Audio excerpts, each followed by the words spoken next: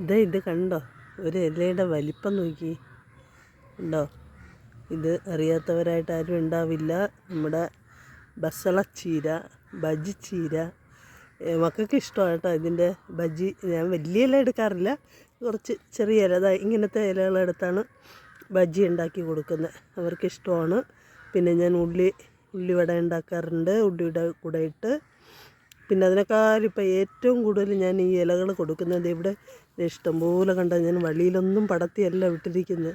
ഇതാ നമ്മുടെ തറയിൽ നിറഞ്ഞെടുപ്പുണ്ട്. നമ്മൾ എത്ര വലിച്ചു കളഞ്ഞാലും പിന്നെയും ഒരു നിറയും.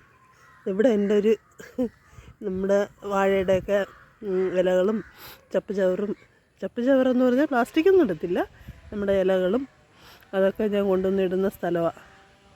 അപ്പോൾ അതിനകത്ത് അതിൻ്റെ വളവും കൂടെ ഉള്ളത് കൊണ്ടായിരിക്കാം. അതാ ഇതിൻ്റെ ചുറ്റുപാടും എല്ലായിടത്തും ഇത് വേണ്ട, ഇത് തന്നെ. എനിക്ക് ഇതൊക്കെ ആവശ്യമുള്ളത് കൊണ്ട് ഞാൻ അവരെ നന്നായിട്ട് സംരക്ഷിച്ച് കൊണ്ടുപോകുന്നുണ്ട്.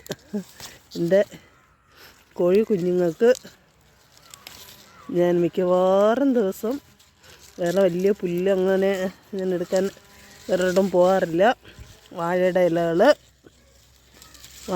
ഇലകൾ നമ്മൾ തുറന്നു വിടുന്ന കോഴികൾക്ക് വാഴയുടെ ഇല, ചേമ്പിൻ്റെ ഇല ഇതൊക്കെ ഞാൻ കൊടുക്കാറുണ്ട്.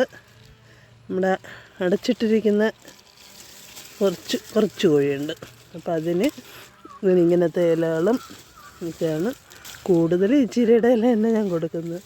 ഈ ചീരയുടെ ഇല, പിന്നെ നമ്മുടെ പച്ചച്ചീരയുടെ ഉണ്ടല്ലോ, അതുണ്ടെങ്കിൽ അതിൻ്റെ ഇല, അതൊക്കെ ഞാൻ കറി വയ്ക്കാറും എടുക്കാറുണ്ട്, ഇവർക്കും കൊടുക്കാറുണ്ട്. അപ്പോൾ ഇതൊക്കെ ഞാൻ അരിഞ്ഞ് തീറ്റയുടെ കൂടെ മിക്സ് ചെയ്താണ് ഞാൻ അവർക്ക് കൊടുക്കുന്നത്. അത് കാരണം ഞാൻ എല്ലാം എവിടെയൊക്കെ വളർന്നു പോയാലും അവിടെ നിൽക്കട്ടെ എന്ന് ഓർക്കും. കണ്ടോ, നമുക്ക് കോഴിയെ വളർത്തുന്നതുകൊണ്ട് കോഴിയെ ഇങ്ങോട്ട് വിട്ടവരെല്ലാം തീർത്ത് തരും.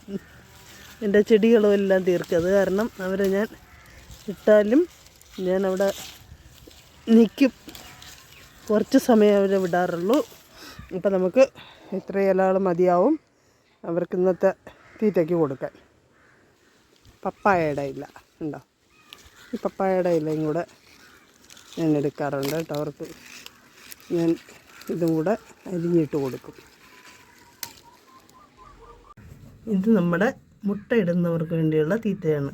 നമ്മൾ കുറച്ച് ലെയർ മാഷും മുട്ടത്തീറ്റ, അതും പച്ചിലകളും എല്ലാം കൂടെ ചേർത്ത്, പിന്നെ കുറച്ച് വാഴപ്പിണ്ടിയും അരിഞ്ഞ് ചേർത്തിട്ടുണ്ട്.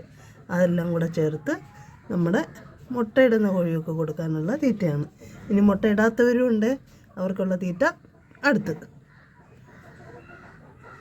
ഇതടുത്ത് 3.5-4 മാസം പ്രായമായ കോഴികളുണ്ട് കുറച്ച്. അപ്പോൾ അവർക്ക് കൊടുക്കാനുള്ള ഗ്രോവറിൻ്റെ തീറ്റയും പച്ചിലയും വാഴപ്പിണ്ടിയും എല്ലാം കൂടെ അരിഞ്ഞതാണ്.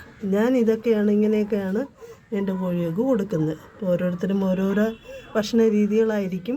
അപ്പം ഞാൻ കൊടുക്കുന്ന ഭക്ഷണ രീതി ഇങ്ങനെയാണ്. 2 നേരം ഞാൻ കൊടുക്കാറുള്ളൂ, രാവിലെയും വൈകിട്ടൊരു 4 മണിയൊക്കെ ആകുമ്പോഴും. വീട്ടിൽ നിന്നാലും ഞാൻ അങ്ങനെ കൊടുക്കാറുള്ളൂ. അപ്പം എവിടെയെങ്കിലും നമ്മൾ പോയാലും കുഴപ്പമില്ലല്ലോ, രാവിലെ കൊടുത്തിട്ട് പോയിട്ട് പിന്നെ വൈകുന്നേരം കൊടുക്കാം. അത് കാരണം 2 രീതിയിൽ കൊടുക്കാറുള്ളൂ തീറ്റകൾ.